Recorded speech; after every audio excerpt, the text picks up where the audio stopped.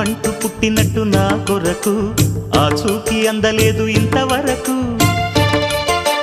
వచ్చింది గాని ఈడు ఒంటి వరకు వేధించలేదు నన్ను జంట కొరకు చూశాక ఒక్కసారి ఇంత వెలుగు నా వంక రాను అంది కంటి కునుకు ఈ అల్లరి గారడి